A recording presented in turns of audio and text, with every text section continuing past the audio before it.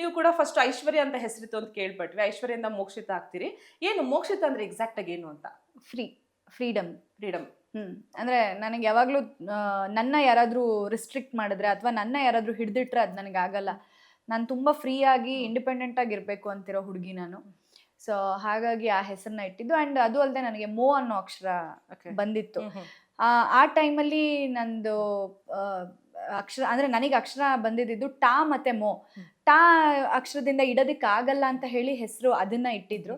But ಇಂಡಸ್ಟ್ರಿಗೆ ಬರೋವಾಗ ಈ ಹೆಸರು ನನಗೆ ಲಕ್ ತಂದ್ಕೊಡುತ್ತೆ ಅಂತ ಹೇಳಿ ಹೇಳಿದ್ರು. ನಾವು ಹಿಂಗೆ ಜಾತಕ ಕೇಳಿದಾಗ ಈ ತರ ಹಿಂಗ್ ಸೀರಿಯಲ್ ಬಂದಿದೆ, ಓಕೆನಾ ಮಾಡಿಸ್ಬೋದಾ ಅಂತ ಹೇಳಿ ಜಾತಕ ಕೇಳಿದಾಗ ಅವ್ರು ಹೇಳಿದ್ರು ಮೋ ಅನ್ನೋ ಟಾ ಇಂದ ಹೆಸರಿಡಕ್ ಆಗಲ್ಲ ಅಂದ್ಬಿಟ್ಟು ಮೋ ಅನ್ನೋ ಅಕ್ಷರದಿಂದ ಹೆಸರಿಡಿ ಅಂತ ಹೇಳಿ ಅವರೇ ಕೊಟ್ಟಂತ ಹೆಸರಿದು.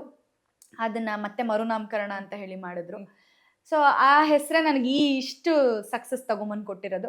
ಸೊ ಹಾಗಾಗಿ ನನಗೆ ಈಗ ಮೋಕ್ಷಿತ್ ಅವರಿಗೆ ಅಂದ್ರೆ ಐಶ್ವರ್ಯಗಿಂತ ಮೋಕ್ಷಿತ್ ಅನ್ನೋ ಹೆಸರೇ ಜಾಸ್ತಿ ಇಷ್ಟ. ಬಿಗ್ ಬಾಸ್ ಹೋದ್ಮೇಲೆ ಅದು ಮೋಕ್ಷಿ ಆಗ್ಬಿಡ್ತು. ಎಲ್ಲ ಒಂಥರ ಅದು ಎಷ್ಟು ಹ್ಯಾಶ್ ಟ್ಯಾಗ್ಸ್ ಆಗಿದೆಯೋ ಗೊತ್ತಿಲ್ಲ.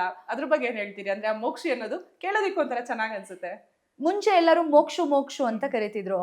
ಬಿಗ್ ಬಾಸ್ ಹೋದ್ಮೇಲೆ ಮೋಕ್ಷಿ ಅದೊಂಥರ ಚೆನ್ನಾಗಿದೆ ಹೆಸರು. ಆಲ್ಮೋಸ್ಟ್ ಎಲ್ಲರೂ ನನ್ನ ಮೋಕ್ಷಿ ಅಂತ ಕರೆದಿರೋದೇ ಜಾಸ್ತಿ ಅಲ್ಲಿ. ಸೊ ಅದೊಂಥರ ಸೌಂಡಿಂಗ್ ಚೆನ್ನಾಗಿದೆ ಕೇಳಕ್ಕೆ.